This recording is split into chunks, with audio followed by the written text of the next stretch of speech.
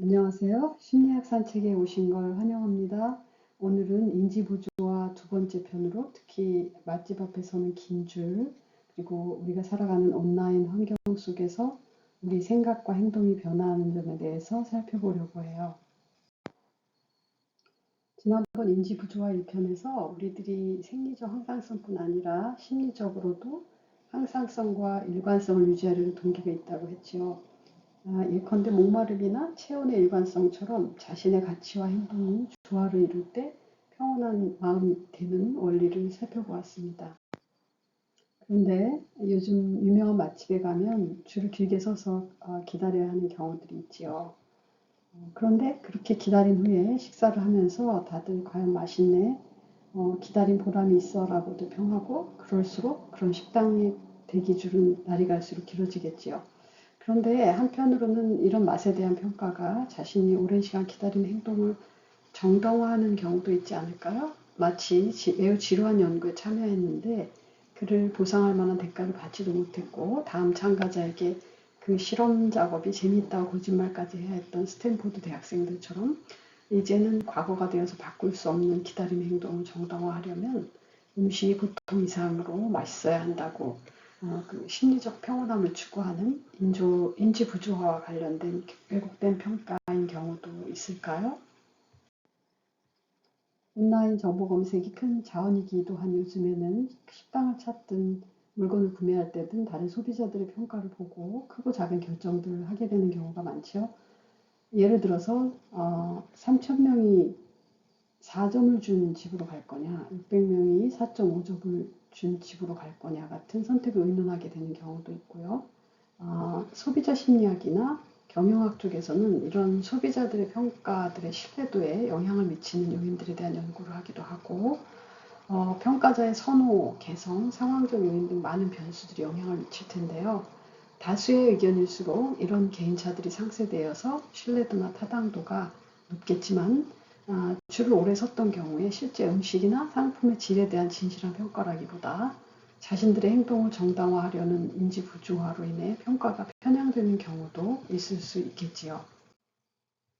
이런 인지 부조화나 평가에서 나타날 수 있는 편향은 우리 인간의 생각과 마음의 작용이 때로는 불안정하고 사물의 본질보다는 다른 심리적 작용에 영향을 많이 받는다는 것을 보여주는 그런 한 가지 경우겠죠.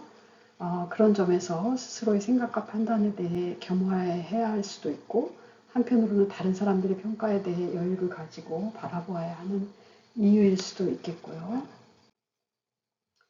세상의 모든 것은 다 변화하고 봄, 여름에 광합성 작용을 하던 잎들이 가을이 되면 그 초록빛을 잃고 단풍이 들어 1년의 주기를 마무리하기도 하죠. 그런데 사람들 사이에서도 시간이 흐르면서 전혀 다른 정치적 혹은 개인적 생각으로 변화하는 경우들을 보게 되지요. 단풍의 기운이 낮아지는 환경에 대한 잎새들의 반응이듯이 개인의 생각도 변화도 자신의 신체적, 정신적 변화, 쌓이는 경험과 또한 사회적 외부 환경의 변화 속에서 일어나는 것이겠죠.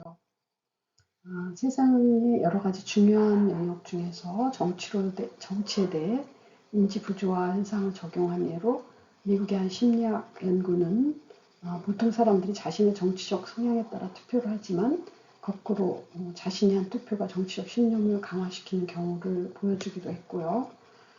어느새 70년 동안 여러 분야에 적용되어 온 인지 부조화 이론에 대해서 사람들이 자신이 속해 있거나 지지하는 집단의 행동과 자신의 생각을 일치하고자 하는 대리적 인지 항상성을 논의하기도 해요. 요즘엔 온라인 정보가 넘쳐나고 개인들이 올리는 사진과 비디오 등으로 공유되는 행위들 또한 무수히 많아서 이런 대리적 경험들이 개인의 심리적 항상성에 영향을 미치는 경우를 설명하는 것 같아요. 결국 내 생각으로 여겨지는 모든 것들과 내 경험과 행동으로 여겨지는 것들이 균형을 이루는가가 내 마음의 평정에 관여하고 내 생각을 바꾸게 되거나 아니면 내 향후 행동을 바꾸게 되는 변화를 겪게 되겠죠. 세상 속 변화하는 만물 속에서 나의 생각도 나의 행동도 변해갑니다. 때론 변화하지 않고 지속하는 듯 느껴지기도 하지만 내 생각이 어디에서 왔고 어디에 영향을 받고 있는지 또 내 행동은 어떤 영향 속에 이루어지고 어떤 영향을 미치고 있는지 조용히 멈춰서 돌아보고 공부해보는 시간이 있다면 평온한 마음을 유지해 가는 데 도움이 되겠지요.